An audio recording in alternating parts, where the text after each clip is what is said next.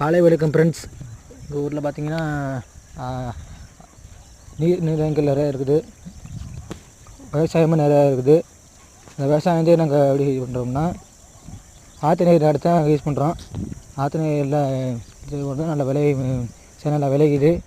விவசாய விலையாக நாங்கள் இது பெனிஃபிட் இருக்குது.